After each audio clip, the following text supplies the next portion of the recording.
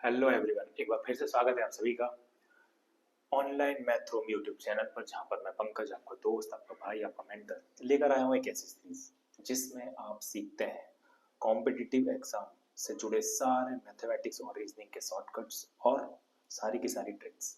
अगर आप बैंकिंग की तैयारी कर रहे हो, एसएससी की, रेलवे की, कांस्टेबल की, यूपीएससी सीसेट की, स्टेट पीएससी की, army, CDS, CAT, CMAT, CUET, GMAT या व्हाटएवर एग्जाम, उसमें आने वाले हर प्रकार के मैथमेटिक्स और रीजनिंग से जुड़ी जो कुछ भी प्रॉब्लम्स आपको है वो मैं यहाँ पर लेकर आया हूँ सॉल्व करने के लिए। ओके, अभी हमारी प्रेजेंट की जो करंट सीरीज चल रही है वो चल रही है एप्टीट्यूड की speed math technique. Speed math technique means हमारी कैलकुलेशन को फास्ट कैसे करते हैं, कौन कौन सी शॉर्ट ट्रिक्स होती हैं, वैदिक मैथमेटिक्स कैसे यूज होता है, और कौन कौन से शॉर्ट ट्रिक्स होती है जिससे हम अपनी कैलकुलेशन को फास्ट करके अपना टाइम बचा सकते हैं और उस बचे हुए टाइम को डिस्क्रिप्टिव क्वेश्चन में लगा सकते हैं। बहुत सारी शॉर्ट ट्रिक्स मैं ऑलरेडी डिस्कस कर चुका हूँ पुराने वीडियो में, अगर आपने देखे नहीं है तो पीछे जाके देख सकते हैं।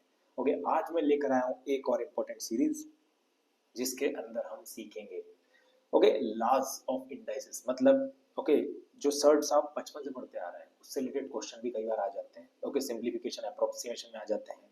ओके, या फिर इसके अलावा स्पीड मैथ में वो क्वेश्चन आपके डायरेक्टली आ जाते हैं प्रीलिम्स एग्जाम में खास करके। ओके, तो चलिए बिना देर किए हुए शुरू करते हैं, रिवाइज करते हैं लॉज ऑफ इंडाइसिस जो आपने बचपन से पढ़े। ओके, देखिए ये है आपका रूल नंबर 1। देखिए एक मैं बेसिक आपको बता देता हूँ।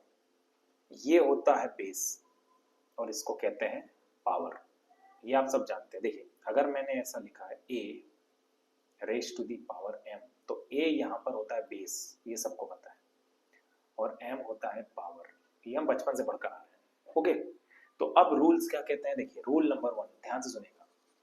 इस रूल को कहते हैं प्रोडक्ट ऑफ पावर्स रूल, यानी कि अगर दोनों साइड बेस सेम हो, यहाँ पे देखिए ए यहाँ पर भी है, ए यहाँ पर भी है, और दोनों की पावर अलग अलग हो, देखिए पावर अलग है एम और एन, तो अगर same base with different powers under multiplication है तो क्या होता है, बेस वही रहता है, दोनों पावर ऐड हो जाती है। That's it, this is called rule number 1। Same base with different powers under multiplication then powers is added। उसके बाद दूसरा था quotient law, quotient of power law. It means वही same base under division with different powers, अगर division है तो powers क्या हो जाएंगी, माइनस हो जाएंगी। ओके, और यहाँ पर कंडीशन है ए कभी भी जीरो नहीं होना चाहिए। थर्ड लगा पावर ऑफ पावर रूल, अगर पावर पे पावर चढ़ी हुई है, देखिए पावर पे एक और पावर चढ़ी हुई है तो सिंपली आप पावर से कर देते हैं multiplication. This rule is called power of power law. If there is a power over power, इसको आप रीड कैसे करेंगे, a raise to the power m whole power n, तो that is a into m into n. उसके बाद देखिए अगर दो नंबर्स मल्टीप्लीकेशन में है और दोनों की एक कॉमन पावर है तो आप उनको सेपरेट भी कर सकते हैं, इनको आप सेपरेट भी कर सकते हैं। हम इनके एग्जाम्पल सहित हम इनको और देखेंगे, या तो मैं आपको रिवाइज कर रहा हूँ। ये देखिए वही चीज सेम डिवीजन में काम करती है, अगर दो नंबर डिवीजन में है और सेम पावर है तो पावर सेपरेट हो जाती है। एक रूल होता है नेगेटिव रूल। ओके, अगर पावर नेगेटिव है, अगर आप उस नंबर को डेनोमिनेटर में ले जाते हैं तो पावर हो जाती है पॉजिटिव, इसको कहते हैं नेगेटिव एक्सपोनेंट रूल। और इसके अलावा एक रूल और होता है पावर जीरो का। ओके, इन सब को हम स्टार्ट करते हैं वन बाय वन देखना। उसके पहले एक चीज होती है एक्सपोनेंशियल इक्वेशन, इससे जुड़े कुछ क्वेश्चन भी एग्जाम में आते हैं। ओके, तो पहले आप देख लीजिए एक्सपोनेंशियल इक्वेशन क्या होती है।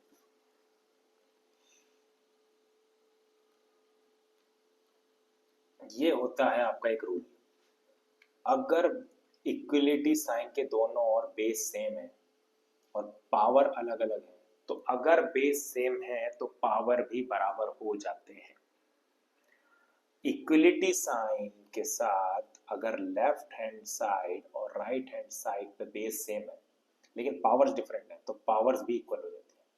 लेकिन यहाँ कुछ कंडीशन दी गई है, देखिए क्या कंडीशन दी गई है। ए कभी भी जीरो नहीं होना चाहिए, देखो ए कभी भी जीरो नहीं होना चाहिए, ए कभी भी वन नहीं होना चाहिए, ए कभी भी माइनस वन नहीं होना चाहिए। इन तीनों वैल्यूज को छोड़ के ए की कुछ भी वैल्यू आए उस कंडीशन में एक्स वाई के बराबर होगा। अब आप सोच रहे होंगे ऐसा क्यों, देखिए बताता हूँ क्यों। चलो एक एक करके रख के देखते हैं, एक एक करके मैं प्रूव करके देता हूँ। अगर मैं ए की जगह रख दूंगा जीरो, 0 की पावर x, 0 की पावर y। आपको पता है 0 की मैं कोई भी पावर रख दूं, देखो आंसर 0 ही मिलना है। अगर मैं यहाँ पे रख दूं 0 की पावर 5 और यहाँ पे रख देता हूँ 0 की पावर मान लीजिए 11, तो 0 की पावर 5 का आंसर भी 0 होगा, 0 की पावर 11 का आंसर भी 0 होगा, दोनों आंसर बराबर होंगे। लेकिन क्या, देखिए लेकिन क्या x बराबर y, क्या 5 11 के बराबर हो सकता है? क्या 5 11 के बराबर हो सकता है? नहीं। इसीलिए 0 की वैल्यू इस रूल पे अप्लाई नहीं होगी। क्या ये सबको समझ में आया? ओके। 0 की आप कोई भी अलग अलग पावर रख दीजिए, आंसर आपको 0 ही मिलेगा, दोनों आंसर बराबर ही होंगे। लेकिन look at this 5 never equals to 11, तो इसीलिए 0 वैल्यू इसको सेटिस्फाई नहीं करती। ओके, चलिए अब दूसरा देखते हैं, 1। अब मैं इस a की जगह रखता हूं 1। अगर मैंने यहां रखा 1, ओके, और हम 1 की कुछ भी पावर देते हैं, यहाँ पे ले ली मैंने 99, यहाँ पे ले ली मैंने 1000। 1 की पावर 99 का आंसर भी 1 आएगा, 1 की पावर 1000 का आंसर भी 1 आएगा। लेकिन क्या पावर यहाँ पर बराबर है? क्या 99 कभी 100 के बराबर हो सकता है? नहीं। इसीलिए ये रूल 1 पे भी अप्लाई नहीं होगा। Is that clear? अब देखते हैं -1 और देख लेते हैं। केवल ये 3 वैल्यूज हैं जो इस कंडीशन को सेटिस्फाई नहीं करती हैं। ओके, -1 की पावर 11, -1 की पावर 25, तो -1 की पावर 11 का आंसर भी -1 आएगा, -1 की पावर 25 का आंसर भी -1 आएगा, दोनों आंसर बराबर है। लेकिन क्या 11 और 25 आपस में बराबर है? नहीं। इसीलिए यहाँ पे एक कंडीशन डली है, इन 3 वैल्यूज को छोड़ के बाकी सभी वैल्यूज के लिए कंडीशन सेटिस्फाई है। Is that clear? अब आपको समझ में आ गया इसका यूज कहां पर होता है? देखिए इसका यूज कहां पर होगा, उससे पहले एक चीज और जान लीजिए। ये देखिए, अगर a raise to the power n is equal to b raise to the power n है, अगर ये दोनों बराबर है और अगर n की वैल्यू ऑड है, लुक एट दिस, अगर n की वैल्यू ऑड है तो a और b आपस में बराबर है। फॉर एग्जांपल, अगर मैं a को ले लूं, अगर मान लीजिए फॉर एग्जांपल अगर मैंने ले लिया 5 raise to the power 3, n है ऑड, यहाँ पर ये देखिए n है ऑड, n बराबर 3 है यहाँ पे। ओके, और b की पावर भी सेम है क्योंकि n और n तो सेम है ना यहाँ पे, तो ये और ये भी सेम है। तो उस कंडीशन में a की वैल्यू b के बराबर होगी, तो ये होता है हमारा a, यानी 5 b के बराबर होगा, b की वैल्यू आ गई 5। क्या ये सबको समझ में आया? Is that clear? यस और नो? और कंडीशन नंबर 2, कंडीशन नंबर 2 ये कहती है कि अगर n है इवन तो a प्लस पॉजिटिव b के बराबर भी हो सकता है, नेगेटिव b के बराबर भी हो सकता है। चलिए देखते हैं, 4 की पावर 2 और b की पावर भी 2, ये देखिए n और n बराबर है इवन, तो सिंपली b यहां पर 4 सिंपली इक्वल टू b हो जाएगा, तो b की वैल्यू आ जाएगी पॉजिटिव 4। क्या ये सबको समझ में आया? यस और नो? ओके, अब मुझे एक बात बताइए, अगर मैं इस b की जगह, ध्यान दीजिएगा, अगर मैं इस b की जगह -4 रख के मेरा आंसर चेक करूं, तो 4 का स्क्वायर होता है 16, -4 का स्क्वायर भी होता है 16, तो क्या दोनों आंसर बराबर आ रहे हैं? क्या दोनों आंसर बराबर आ रहे हैं? बताइए, यस और नो? देखिए, एक और मैं और अच्छी चीज आपको बताता हूं, क्या मैं यहाँ पर 4 की पावर स्क्वायर और यहाँ पर -b की पावर भी 2, बिकॉज हमको पावर सेम रखनी है। ओके, तो अब जब मैं स्क्वायर खोलूंगा तो ये वापस से बन जाएगा 4 square equal to b square, yes और नो? माइनस माइनस कैंसिल हो जाएगा ना स्क्वायर में, तो क्या मैं यहाँ से ये कह सकता हूँ 4 इज इक्वल टू -b? तो क्लियरली देख लीजिए, पहले वाले एग्जाम्पल में 4 पॉजिटिव बी के बराबर था। ओके, क्लियरली पहले एग्जाम्पल में 4 जो है पॉजिटिव बी के बराबर था और इस एग्जाम्पल में 4 माइनस बी के बराबर है। तो क्लियरली ए प्लस माइनस बी दोनों के बराबर हो सकता है। इज दैट क्लियर, यस और नो? तो अगर ये सब क्लियर है तो आप इजीली क्वेश्चन कर सकते हैं। ये देखिए, इस क्वेश्चन को करके देखते हैं। इसी रूल को अप्लाई करेंगे, 7 raise to the power 7 is equal to a raise to the power 7। तो अभी हमने क्या पढ़ा था, अगर इक्वलिटी साइन में दोनों जगह पावर सेम हो, और पावर यहाँ पर क्या है, ऑड। आपको क्या है, 7 इज ऑड नंबर, 7 एक ऑड नंबर है, तो सिंपली 7 इज इक्वल टू ए, या फिर दूसरी भाषा में ए की वैल्यू आ गई 7, डायरेक्टली आपने ए की वैल्यू निकाली। इज दैट क्लियर, यस और no? Is that clear, yes और नो?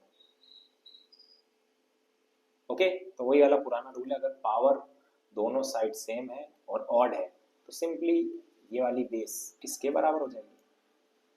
ओके, जिसको भी कुछ नोट करना हो वीडियो पॉज करके नोट कर सकता है। इसका आंसर क्या होगा, 8 की पावर 12 इज इक्वल टू ए की पावर 12। अभी हमने पढ़ा था इक्वलिटी साइन में दोनों जगह अगर पावर इवन हो, 12 एक इवन नंबर है, तो आपको पता है कि ये वाली वैल्यू जो a की वैल्यू है वो प्लस माइनस 8 के बराबर होगी। a की जगह प्लस 8 भी आ सकता है, माइनस 8 भी आ सकता है। क्यों, देखिए, अगर मैं a की जगह 8 लिखूंगा तो भी ये इक्वल है, अगर मैं a की जगह माइनस 8 लिखूंगा तो भी माइनस माइनस प्लस 8 की पावर 12 इक्वल टू 8 की पावर 12 ही होगी। तो इस केस में इस क्वेश्चन का आंसर आपका क्या आ गया, a की वैल्यू क्या होगी, plus minus 8। This is the answer for your question number 2। क्या ये सबको क्लियर है, यस और no? Is that clear, yes और नो? ओके, चलिए अब आगे बढ़ते हैं। अब हम देखते हैं laws of exponent 1 by 1 with example. पहले तो मैंने आपको एक ब्रीफ ओवरव्यू दिया था, now we are going to see some examples with an brief overview. Rule number 1 is the negative exponent rule. Negative exponent rule क्या कहता है कि अगर आपकी पावर नेगेटिव है, ध्यान से सुनिएगा, अगर आपकी पावर है नेगेटिव, अगर आप इसको नीचे डेनोमिनेटर में ले जाते हैं तो ये हो जाती है positive, that's it. Is that clear, yes और नो? यहाँ पे आपको एक एग्जांपल दिया है 5 raise to the power minus 3। अगर मैं इस 5 को नीचे ले जाऊं तो क्या ये पॉजिटिव हो जाएगा, और 5 रेज टू द पावर 3 होता है 125, तो ये इसका आंसर आ जाएगा 1/125।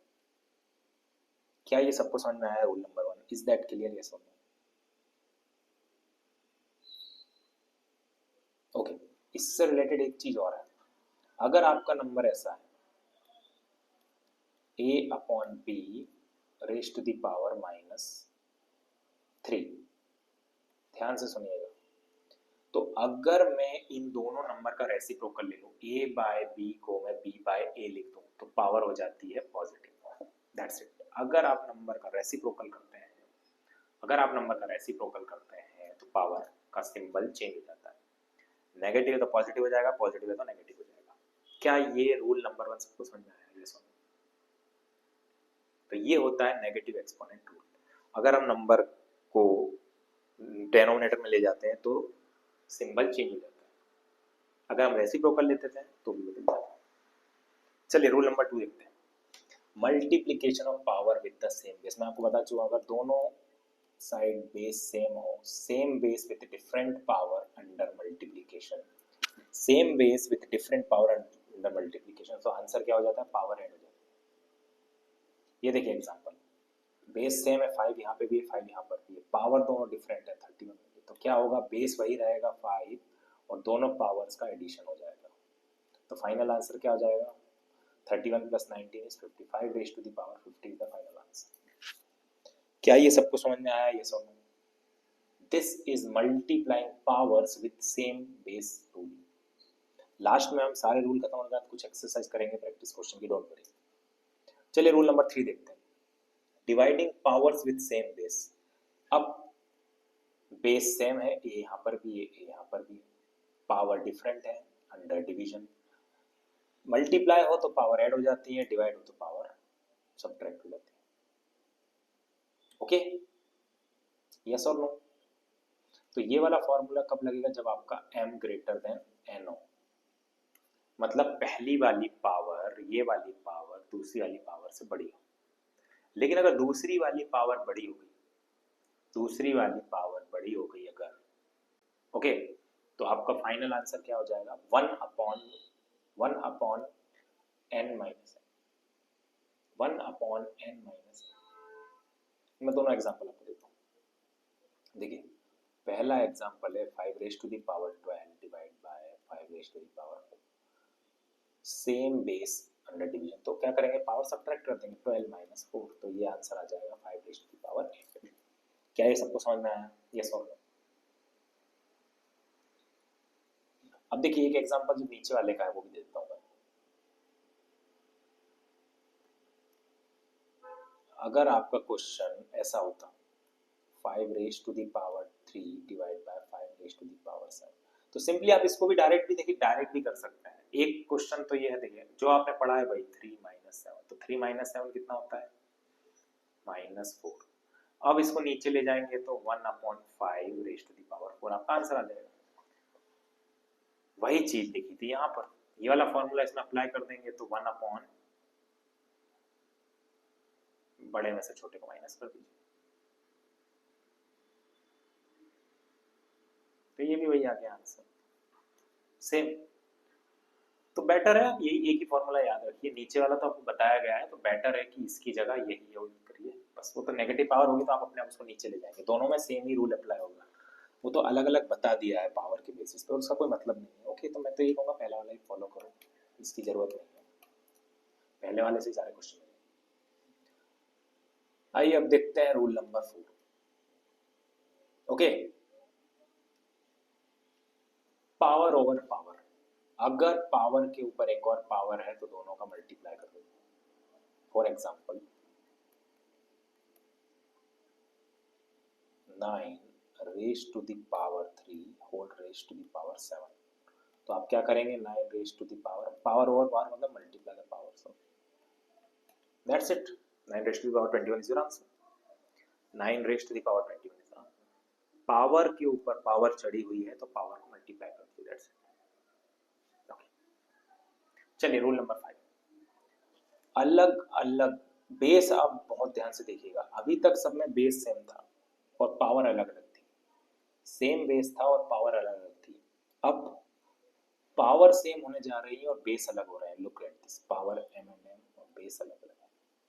तो अगर अलग अलग बेस हो, सेम पावर हो मल्टीप्लाई में, तो आप उनको कॉमन करके भी लिख सकते हो, it doesn't affect your answer, क्योंकि पावर तो सेम ही है ना। देखिए यहाँ पे एक एग्जांपल लिखा है, 5 raise to the power -4 multiply with 6 raise to the power -4, तो पावर दोनों की सेम है, -4, तो बेस को मल्टीप्लाई कर दीजिए 5 × 6 और दोनों पे कॉमन पावर लगा दीजिए -4, तो ये हो जाएगी 30 रेज टू द पावर -4। और अगर पावर नेगेटिव है तो आपको पता है डेनोमिनेटर में ले जाते हैं तो वो हो जाती है पॉजिटिव, तो 1/30 raise to the power 4 is the final answer, that's it. अलग अलग बेसिस पे अगर सेम पावर चढ़ी हो तो उनको साथ में मल्टीप्लाई कर सकते हैं, उनको साथ में मल्टीप्लाई कर सकते हैं और पावर सेम चढ़ी। इज दैट क्लियर, यस और नो? चलिए रूल नंबर 6 देखते हैं, वही चीज डिवीजन में अप्लाई होती है, अलग अलग बेस है, यहाँ पर है a, यहाँ पर है b, लेकिन पावर सेम है n और n, तो दोनों को साथ में डिवाइड कर देते हैं। देखिए example 25 raise to the power 12 divide by 5 raise to the power 12, तो क्या मैं इसको ऐसे लिख सकता हूँ 25/5 होल पावर 12, तो 5 × 5 5 5 × 25, तो आपका आंसर हो जाएगा 5 raise to the power 12, that's it, that's it.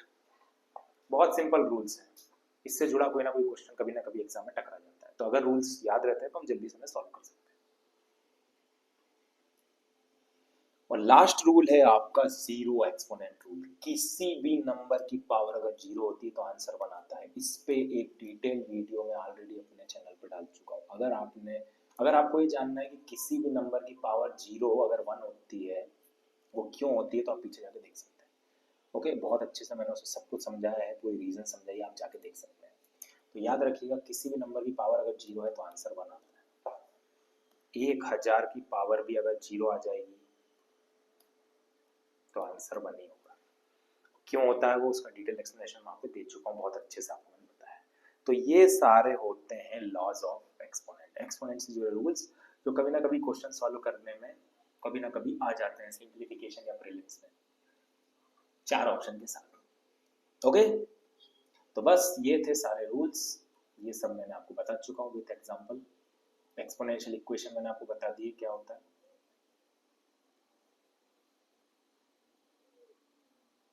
Okay, ये सब रूल्स हम डिस्कस कर चुके हैं।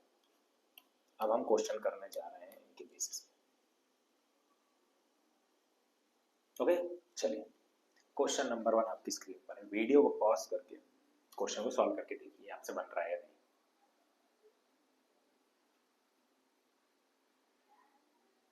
ओके, चलिए मैं बताता हूँ। नेगेटिव पावर है, मैंने कहा था अगर मैं इन नंबरों का रेसिप्रोकल ले लूँ, ध्यान से सुनिएगा, तो ये हो जाएगा -4/1 और पावर हो जाएगी पॉजिटिव।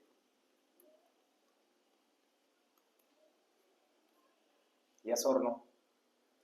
अब डेनोमिनेटर में 4 होता है, डेनोमिनेटर में अगर 1 होता है, it doesn't affect the answer. तो ये इसको मैं ऐसे लिख सकता हूँ -4 raise to the power 3 divide with -4 raise to the power 2। Okay,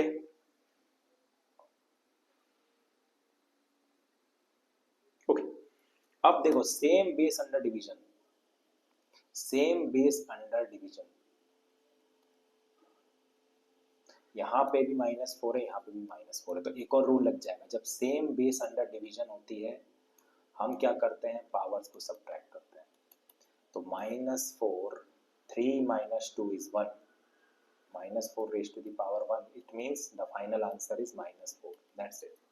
-4 is the final answer of this question। इस क्वेश्चन का फाइनल आंसर है -4। क्या ये सभी को क्लियर है, यस और no? Is that clear? Okay, चलिए नेक्स्ट क्वेश्चन देखते हैं, इसको करके देखिए। फिर से हम वही अप्लाई करेंगे, नेगेटिव पावर है तो रेसिप्रोकल लेंगे, तो पावर हो जाएगी पॉजिटिव। हमने इसी को किया था, शायद सेम ही क्वेश्चन आ गए थे। अच्छा ओके, क्वेश्चन रिपीट हो गया, it's okay, it's okay, that's a repeated question, it's okay. ये वाला करके देखिए।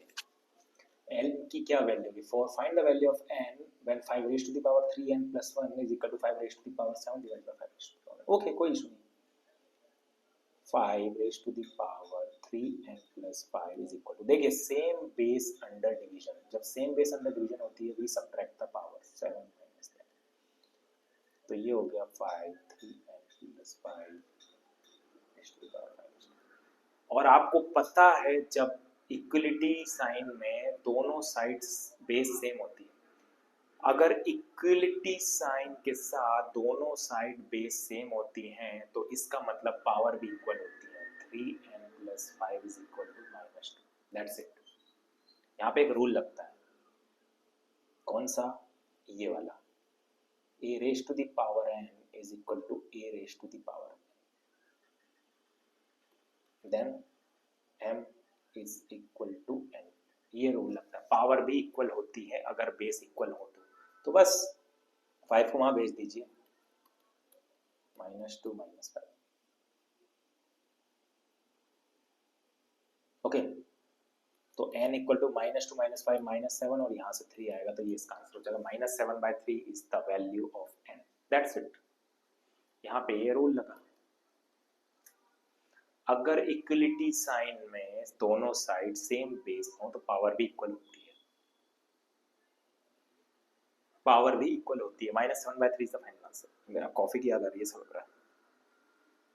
ओके, चलिए इसको करके देखिए। Again find the value of n। अब देखिए same base under multiplication, multiplication में पावर ऐड कर देते हैं, तो -7 + 2n + 3।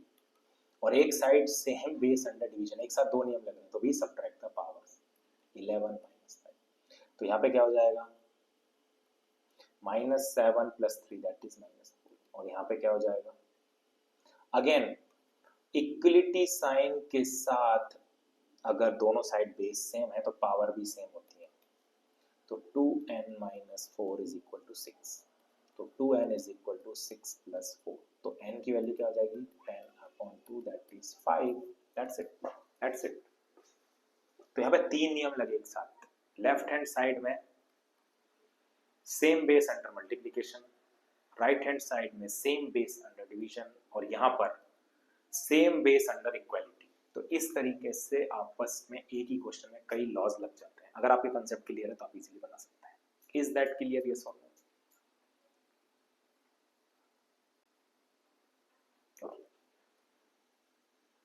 चलिए एक क्वेश्चन दिया आपको ऑप्शन के साथ, वीडियो को पॉज करके बना के देखिए क्या आएगा, फिर हम उसको सॉल्व करते हैं।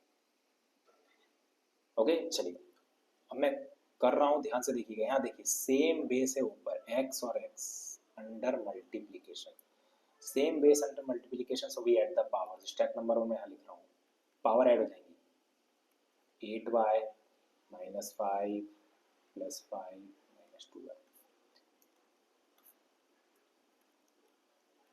डिनोमिनेटर में भी सेम बेस है x और x under multiplication, so we add the powers.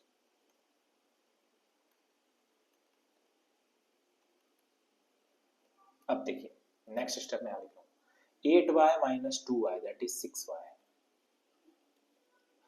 5 तो खत्म ही हो गया, नीचे 4y + 2y that is 6y, और -6 और -9 होता है -15।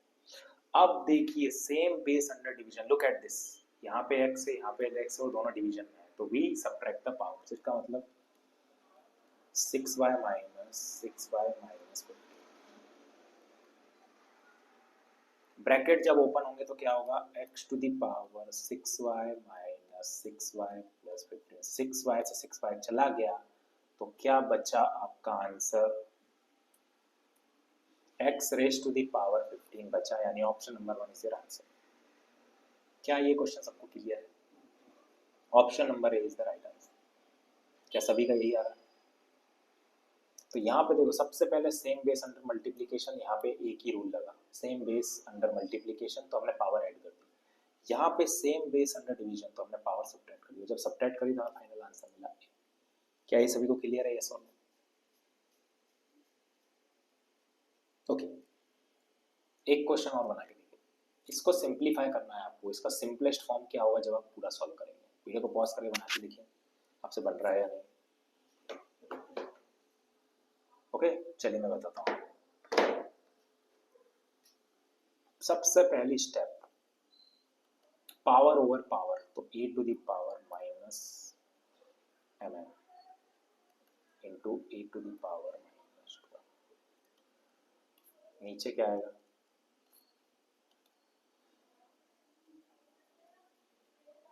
a raise to the power mn into a raise to the power 2।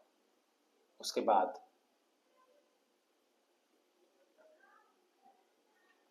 यहाँ लिख देता हूँ सेम बेस अंडर मल्टीप्लीकेशन, तो आप पावर को ऐड कर देंगे -mn -12, और नीचे same base under multiplication again power add mn + 2m। अब देखिए सेम बेस अंडर डिवीजन, दोनों डिवीजन में है तो हम पावर को सब्ट्रैक्ट कर देंगे।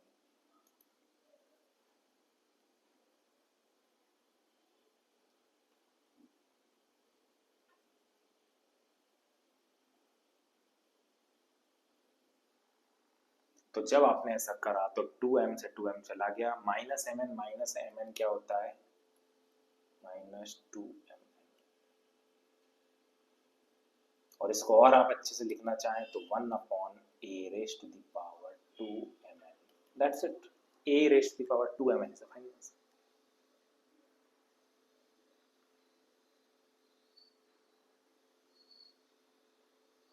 Is that clear? यस और नो? तो ये है सिंप्लीफाइड फॉर्म इसकी। सबसे पहले हमने क्या करा, पावर ओवर पावर रूल से लिखा इसको, फिर सेम बेस अंडर मल्टीप्लीकेशन में पावर ऐड कर दिया, फिर सेम बेस अंडर डिवीजन तो पावर सब्ट्रैक्ट कर दिया, जब सब्ट्रैक्ट करा और आखिरी में देखिए माइनस पावर को जब हम डिनोमिनेटर में ले गए तो हमने कितने रूल लगाए यहाँ पर, एक यहाँ पे, दूसरा यहाँ पे, तीसरा डिवीजन और चौथा। देखिए 4 रूल अप्लाई हो गए एक क्वेश्चन, तब जाए क्वेश्चन सॉल्व हुआ। तो आपको सारी फॉर्म आना चाहिए so that you can solve the question very easily. And I think this is the last question of today's slide. Okay, ये आखिरी क्वेश्चन है हमारी आज की इसका। इसको सिंपलीफाई करिए, इसका फाइनल आंसर क्या है, इसका सिंपलीफाइड फॉर्म क्या होगा, सॉल्व करके देखिए। What is simplified form of this?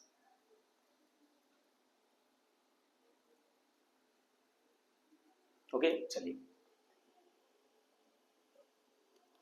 5x7y5। Okay, अब मैं देखिए इस ब्रैकेट के अंदर 10 को मैं लिख दिया 2 into 5 a cube x square whole power 3।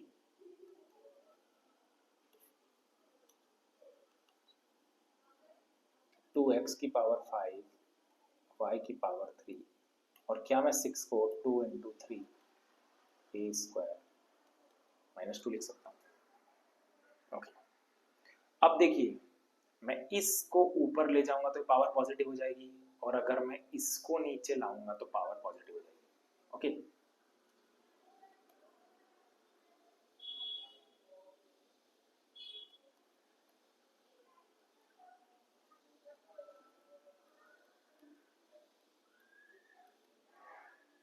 ये पावर हो गई +2,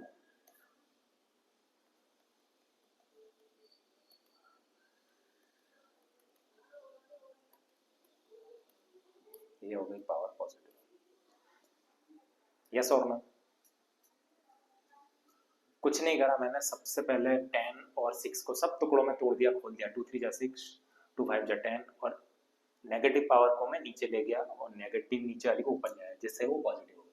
अब देखिए आपने एक रूल पढ़ा था, अगर सभी नंबर्स की सेम पावर हो तो वो पावर इंडिविजुअली भी अप्लाई होती है, इंडिविजुअली भी अप्लाई होती है। तो मैं इसको सेकंड स्लाइड पे लिख दूं क्योंकि यहाँ पे स्पेस की थोड़ी कमी है।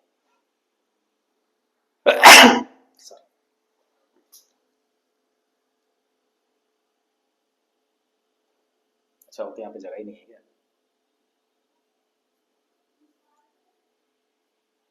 यहाँ सॉल्व करता हूँ उसको।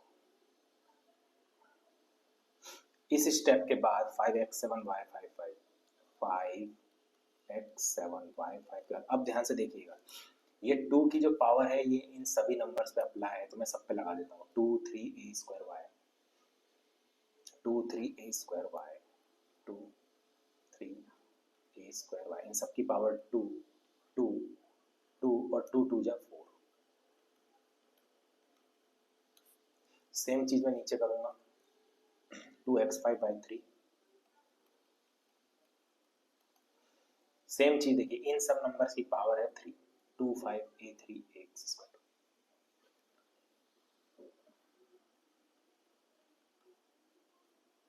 इन सब की पावर 3 है ना, 3 यहाँ 3 यहाँ, 3 3 जा 9 और 3 2 जा 6। ये देखिए, बस अब कुछ नहीं करना है, कांस्टेंट कांस्टेंट को एक साइड कर लीजिए, वेरिएबल वेरिएबल को एक साइड कर लीजिए। कांस्टेंट कौन कौन से हैं? 5 इंटू 2 स्क्वायर इंटू 3 स्क्वायर। यहाँ पे क्या है? अब देखिए x7। ओके, यहाँ पे ध्यान दीजिए, y की पावर 5 है या y की power 2, same base under multiplication, तो y की पावर क्या हो जाएगी? 7, और a की पावर 4। नीचे देखिए कांस्टेंट टर्म्स कौन से हैं? 2 2 की पावर 3, 5 की पावर 3। x कितनी जगह है? x की पावर यहाँ पर 5 है, यहाँ पर 6 है, 5 + 6 कितना हो गया? 11। y की पावर 3, a की पावर 9। ये देखिए हमने सिंप्लीफाइड फॉर्म में सबको लिख दिया। क्वेश्चन को अगर आप स्टेप बाय स्टेप करेंगे तो इजीली क्वेश्चन। तो अभी तक ये थी हमारी, देखो स्टेप नंबर 1, ये थी स्टेप नंबर 2, यहाँ पे करें मैंने स्टेप नंबर 3, ये है स्टेप नंबर 4। अब देखिए मैं सारे वेरिएबल्स की पावर को जब ऊपर ले जाऊंगा, same base under division, same base under division. तो अब देखिए एक और मैं स्टेप यही लिख देता हूँ, 5, यार यहाँ नहीं, मैं पीछे लिख देता हूँ, यहाँ लिख देता हूँ, 2 का स्क्वायर 4, 3 का स्क्वायर 9, 5 4 9।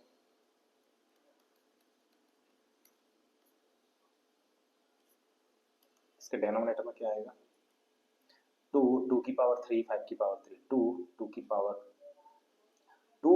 अब देखिए 2 और 2 की पावर 3 मतलब 2 की पावर 4, 2 की पावर 4 कितनी होती है, 16, 16 इंटू 125। अब यहाँ पर देखिए x की पावर 7 माइनस 11,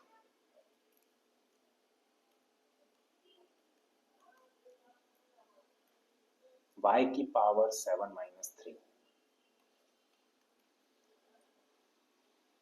और a की पावर 4 माइनस 9। तो ये क्या आ जाएगा, कुछ कट रहा है क्या, 4 4 जा 16, 5 1 जा 5, 5 25 times, so that is 9 upon 100, x की पावर माइनस 4, y की पावर 4, a की पावर माइनस 9। और इसको फाइनल अच्छी फॉर्म में अगर आपको लिखना है आपका फाइनल आंसर, तो पॉजिटिव पॉजिटिव पावर्स ऊपर 9, y to the power 4 upon 100, x to the power 4, a to the power 5, that's it, this is a final answer. ये है आपका फाइनल आंसर। और ये देख लीजिए स्टेप बाय स्टेप, मैं फिर से एक बार दिखा रहा हूँ। स्टेप नंबर 1 में आपको समझा चुका हूँ। स्टेप नंबर 1 में हमने क्या करा, सबको खोल दिया, 10 को 2 इंटू 5 लिख दिया, 6 को 2 इंटू 3 लिख दिया। फिर स्टेप नंबर 2 में मैं नेगेटिव पावर्स को नीचे ले गया तो पॉजिटिव हो गई, नीचे वाली नेगेटिव पावर को ऊपर ले गया तो पॉजिटिव हो गई। उसके बाद हमने क्या किया, आपको पता है जब सारे नंबर से पावर लगी होती है तो वो इंडिविजुअल नंबर्स पे भी होती है, तो हमने सब पे इंडिविजुअल पे ये पावर लगा दी। फिर हमने कांस्टेंट कांस्टेंट अलग कर लिए, वेरिएबल वेरिएबल अलग कर लिए। उसके बाद हमने कांस्टेंट कांस्टेंट को सॉल्व करा, वेरिएबल वेरिएबल को सॉल्व करा स्टेप नंबर 5 में।